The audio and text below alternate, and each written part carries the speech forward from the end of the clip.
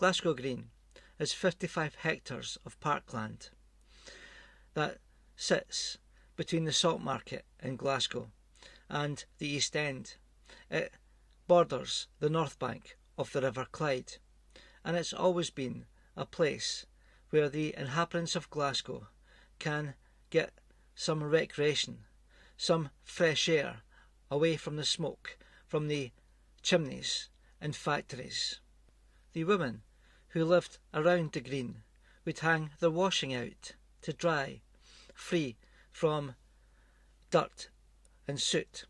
It's where one of the first outdoor gyms was set up, and it's still a place where people will walk their dogs, they'll go jogging, cycling, or simply enjoy a picnic in the sunshine.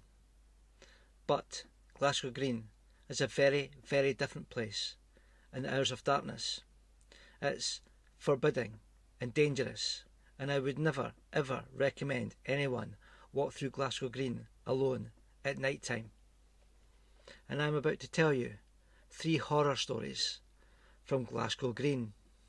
Mary Parel was a woman who'd been born and brought up in Greenock, but had left to move to Glasgow, where she worked in one of the big houses as a maid. She worked in service. Although Mary was only 19, she already had a child born out of wedlock. This child would be a couple of years old, a toddler, and Mary, in 1729, found herself pregnant a second time. But she hoped things would be different this time, for the father of her child-to-be had promised that he would pay Mary money so she could leave her job, set up home with her 2 children. She also must have secretly hoped that this man would marry her and they could live together as a happy family. But if that wasn't to be the case, he had promised that he would make sure Mary was financially secure and wouldn't have to work again. At least that's what she told her employer, her mistress, when she was accused of being pregnant. On the 28th of June, Mary had arranged to go and meet the father of the child she was expecting. She'd kept his identity secret from everyone she knew. On the Sunday, the 3rd of July, Glasgow Green was full of strolling couples and families, out enjoying the fine weather after church. A small group of people were crowded round a clump of trees. They were murmuring and talking about a pool of dried blood on the ground underneath one of these trees. The next day, a search was made of the area and the river, and a body of a woman was spotted, submerged in the water. The corpse was raised, and it was found to be that of a young woman. The dead woman had her throat cut through, so her head only hung on by some skin. She had cuts to her right arm at the wrist, and this was quickly established. These would have happened as she tried to defend herself from her attacker. The clothing on the dead woman had been ripped, and her skirt had been filled with heavy stones to ensure that she would not float to the surface. Her feet had also been tied together. The body was taken to the Tron Church at 1 a.m. on Tuesday the 5th, and from there to Surgeons' Hall, where it was opened, and this woman was found to be about 7 months pregnant. A young apprentice called Muir, who worked in the dispensary in Surgeons' Hall, was amongst the large crowd that attended the dissection of the body. Muir looked pale, and after the operation collapsed while coming down the stairs. Muir seemed distressed and bewildered. He had to be helped to his feet by concerned attendees. While some fretted over the young man, others talked, asking why Muir had been so moved at seeing the body of the murdered woman. Muir was arrested and taken before a judge. It appeared he had not been at home between 3 p.m. on Saturday the 2nd of July and 3 a.m. on Sunday the 3rd. When asked to disclose where he had been, he refused. Muir's room was searched, and the clothing he had over the Saturday and Sunday was found wet and bloody. Muir was taken and locked up in the toll booth. Muir stood trial in Glasgow in September 1729. He was acquitted due to a lack of evidence. It seems that poor Mary had been deceived and brutally murdered by someone on Glasgow Green on Saturday the 2nd or the early hours of Sunday the 3rd, probably by the father of her child-to-be. Was it Muir? He was a young man with a promising future in the medical profession, the son of a minister. His father had been the minister in Rutherglen. Muir had everything to lose, and his life would be a lot less complicated with Mary out of the way, and able to produce an alibi of his whereabouts, and the fact that his clothing was found to be wet and blood-stained. I think that if Muir had been from a working-class background, he would surely have been hanged for murdering poor Mary Parel. There's nobody really in your life will love you quite as much as your grandparents do. I was extremely close to my granny and my mother's side, who lived in Pennycook, just outside Edinburgh. I loved her very, very much.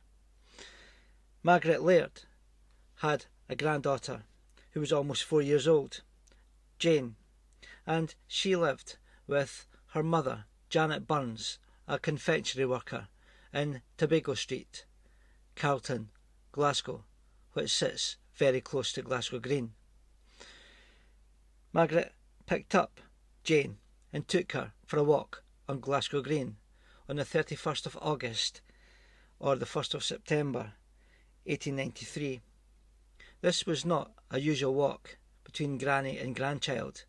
It wasn't a couple walking hand in hand, the small child asking question after question after question and being answered by a patient and kindly grandparent.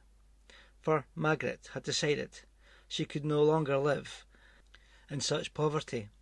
She had made up her mind that she would do away with her grandchild and then poison herself. And the body of small Jane was found in a quiet spot in Glasgow Green. She still had rope around her neck, put there by her granny. Margaret was tried at the High Court in Glasgow on the 31st of October 1893. It was found that she was not mentally capable to stand trial, and instead she was locked up at Her Majesty's pleasure. On the 16th of October 1895, Jane Kerr, who was reported in the press as being an unfortunate, or as we say today, a sex worker, she was sitting on a park bench. Other reports have her sitting or lying on the grass with her head in her hands, sleeping. Jane was resting near the suspension bridge and the Humane Society building. Christopher Kelly walked past Jane. He was carrying a miner's hammer, which was blunt at one end like a traditional hammer, but sharp like a pick at the other. Kelly stopped to look at Jane for a few moments before continuing to walk past. He then seemed to change his mind, for he turned around, walked up to the sleeping woman, raised the hammer he was carrying, and brought the sharp pick end down violently, smashing it into Jane's skull. Kelly then turned around and coolly walked off, leaving the implement embedded in Jane Kerr's head. A man who had witnessed this horrific attack told policeman John Daniel, who after a brief chase soon apprehended Christopher Kelly. An ambulance wagon took Jane to the Royal Infirmary. Some reports state she still had the hammer in her head, others that the policeman Daniel removed it on Glasgow Green. Christopher was taken to the police station, where he gave his address as Dandevin Road, Coatbridge.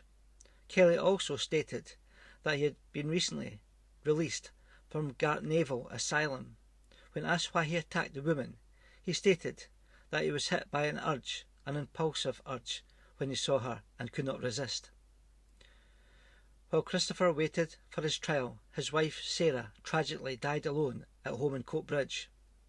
On the Thursday, the 12th of December, the sheriff, after hearing policeman Daniel state that after the attack, Kelly was smiling and not displeased at what he had done, Kelly's son Joseph talked about his father's history of mental illness and delusions, stating that his father had told him he had bought a large hotel and was going to make Joseph the manager. There was no hotel. Joseph said that when alive his mother was afraid of his father, and Dr. Dewar and Dr. Stephen both stated that Kelly was extremely dangerous. Kelly was found to be suffering from severe mental illness and sent to the Woodley Asylum. Unfortunately, I have not been able to find out what actually happened to Jane Kerr. When she was initially attacked, the newspapers reported that she was unlikely to survive. Then they said that her condition was favourable. When Kelly was tried on the 12th of December, Jane was still alive at that time. So perhaps, and I do hope, she did survive this horrific attack. If you've enjoyed the story, please like and subscribe. You might like to take one of our dark history tours, ghost tours, or paranormal investigations that are held in Perthshire, Glasgow and Stirling. If so, please visit our website, which is www.historyandhorrortours.com. Thank you.